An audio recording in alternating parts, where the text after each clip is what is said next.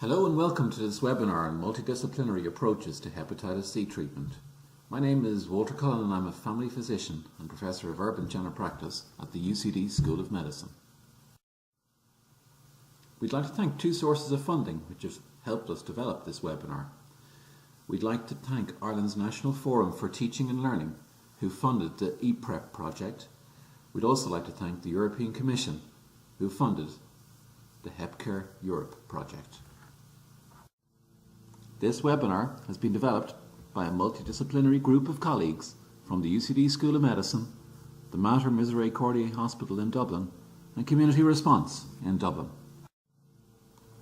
During this webinar, we would like you to learn about interprofessional practice and apply this theory to looking after patients at risk of hepatitis C.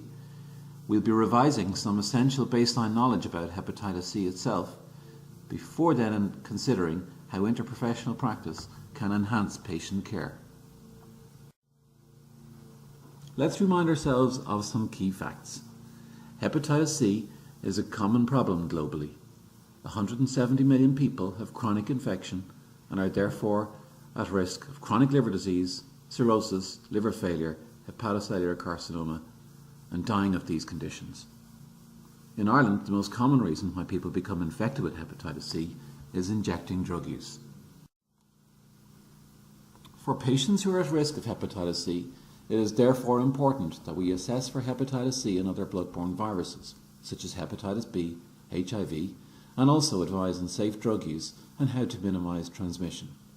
For those patients who test positive for hepatitis C, we should address lifestyle issues and especially explore psychosocial issues which the person might have. If appropriate, we should immunise against hepatitis B or hepatitis E, and also, if appropriate, we should refer for evaluation in a specialist liver or infectious diseases centre. For those patients who are linked in with such centres, it is essential that the family physician provides ongoing care, especially psychosocial support and monitoring for chronic liver disease. In recent years, there have been exciting developments in hepatitis C management. Near-patient testing involving a mouth swab means that a blood test is no longer essential if we want to make a timely diagnosis in our clinics. The advent of vibration-controlled transient elastography, also known as fibroscans, means that assessing whether or not a patient has advanced liver disease can now be done much less invasively than previously. Finally, the emergence of new oral treatments, direct-acting antiviral agents, means that oral and non-injectable treatment is now the norm. Let us consider a patient we might typically encounter in our clinics. For the last 4 years, Luca has been attending his family physician each week for opiate substitution and methadone treatment. He was diagnosed with hepatitis C 10 years ago, but has never had this problem treated. Recently, he read a blog post about new treatment options that can cure this disease and wants you to prescribe this treatment for him. Please take 30 seconds to consider what issues you might wish to explore with Luca during this and subsequent consultations.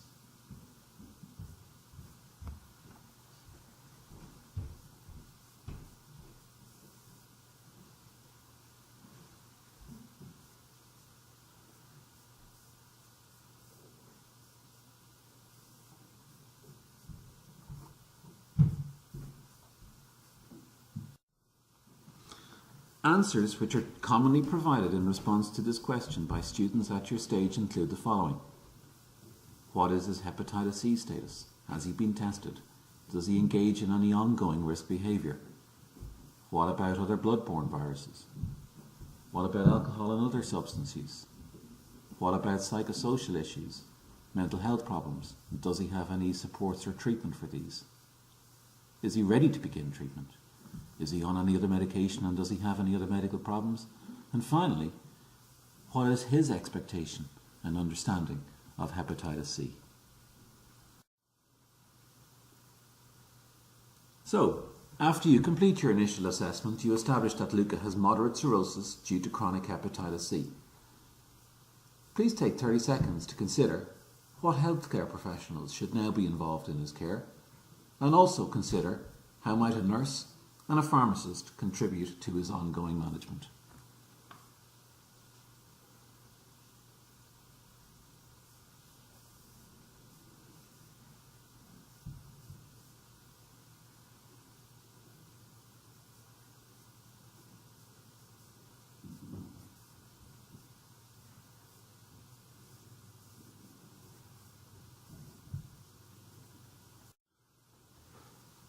So, a large number of healthcare professionals and social care professionals would clearly have an important role to play in his ongoing management.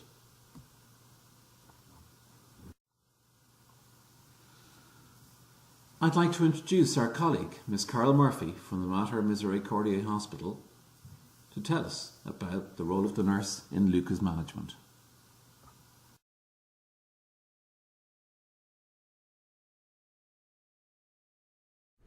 So firstly, the nurse's role is involved with identifying patients who are at risk of hepatitis C. This might be people who inject drugs, prisoners, or people who may have had tattoos in the past. So the nurse is involved in screening and advising the patient on when to re-screen. For patients that are hepatitis C positive, the nurse is responsible for monitoring the patient and ensuring that they're linked into services. So essentially the nurse liaises between primary and secondary care to ensure the patient is attending appointments and is being monitored and the disease is being monitored. The nurse is also involved in assessing the patient for suitability for treatment. I'd now like to introduce our colleague, Miss Mairead O'Connor, who will tell us a bit about the role of the pharmacist. The pharmacist's role is quite a multifaceted and quite an interesting role within the team. I would first become involved with the patient from the point that they have been approved for treatment and they're due to start on treatment.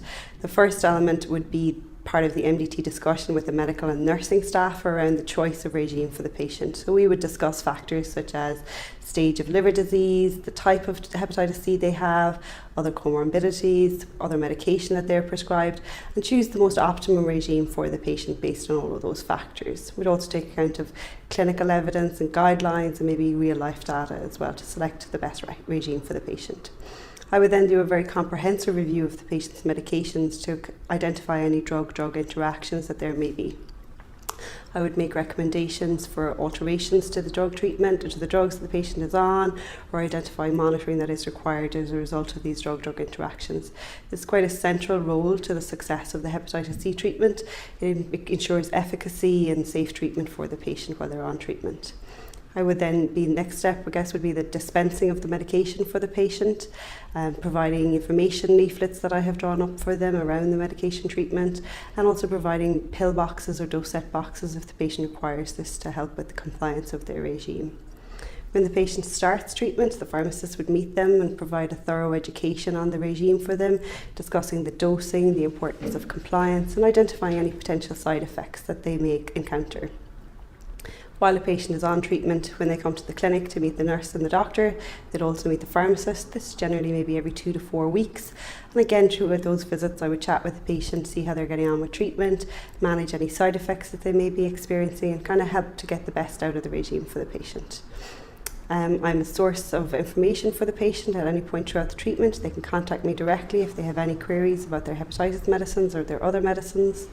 I would be a source of information and work collaboratively with my nursing and medical colleagues around all of the treatments and give information if they have require information about any patient's other medicines while they're on treatment or their hepatitis medicines, work together in that respect. And I guess the other element would be the financial aspects of the hepatitis treatment, managing the financial part of it, ensuring that a patient is eligible for treatment and that reimbursement is provided for the cost of the medicines to the hospital.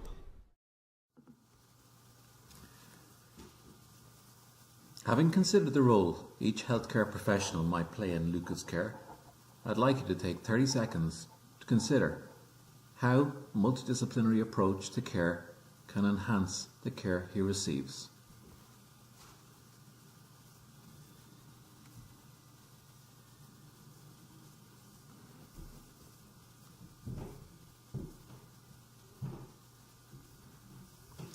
To help us answer this question, let's hear again from our colleagues.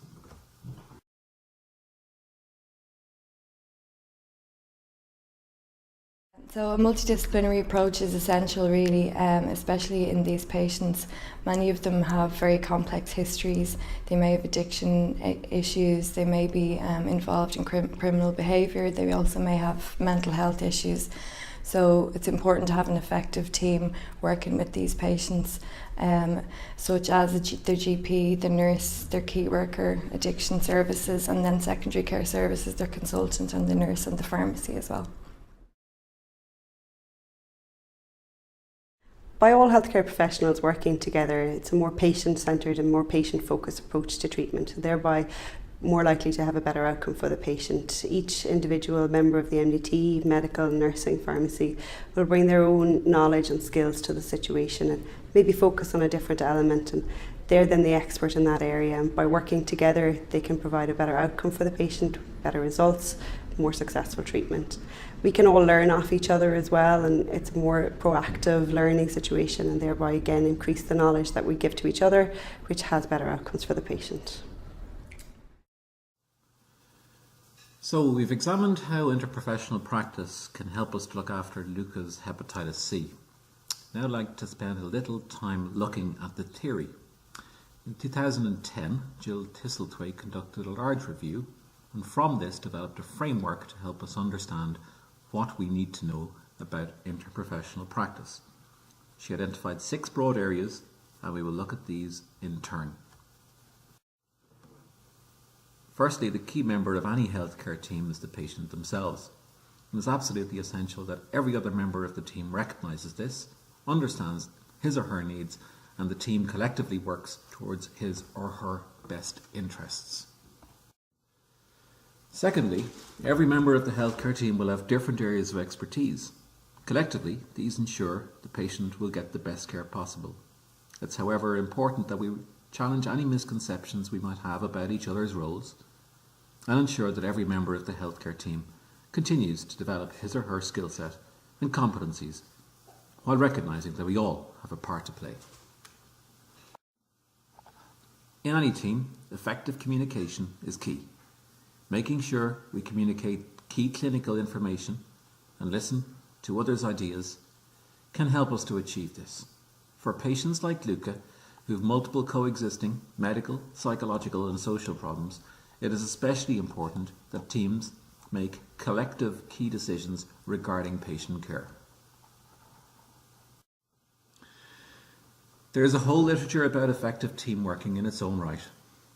We know from this literature that healthcare teams work effectively if it is clearly agreed who's going to lead the team, identify a person who will chair or facilitate meetings, recognise and respond to any problems that might arise from dysfunctional team dynamics, and ensure that the team is formally accountable for its decisions and actions. There are many barriers to team working, and it is important that we address these for team working to succeed. Sometimes these can be very simple things, like ensuring each member of the team has protected time during which they can attend meetings. There are a number of ethical issues involved in interprofessional practice. Acknowledging and respecting the views and ideas of other healthcare professionals, being able to cope with uncertainty, are both key parts of practicing as a healthcare professional. Tolerating differences, misunderstandings, and shortcomings in our colleagues is important, but so too is ensuring that these issues don't compromise patient care. The final area of our framework for successful interprofessional practice is being able to continuously reflect on and learn from our practice and apply this to our everyday care of patients. Reflecting on our relationship with other team members, transferring learning to patient care, looking at the learning needs of the team, identifying common professional interests, and learning from each other are all important aspects of being a reflective practitioner. Thank you for taking part in this webinar. We hope you found it of value in helping you to understand what is interprofessional practice and how it might help you look after patients like Luca. To conclude, we'd like you to take a few seconds to write down what you've learned from this webinar.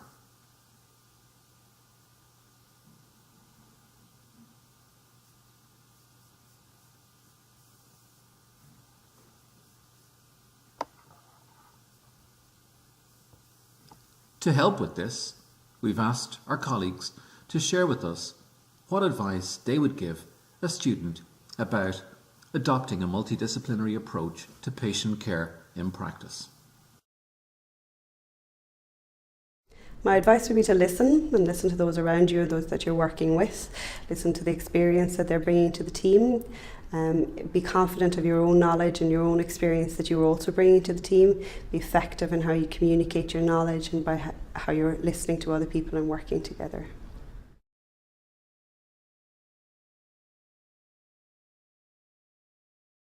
So firstly, I would say hepatitis C is a very sensitive issue, and that coupled with addiction can create a lot of emotion for a patient. So it's important that the student develops a trusting relationship with the patient. Good communication is essential, and so is empathy.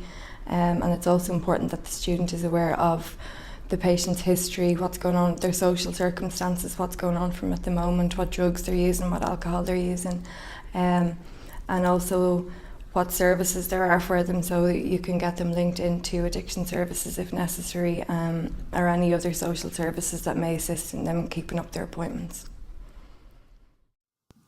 Thank you.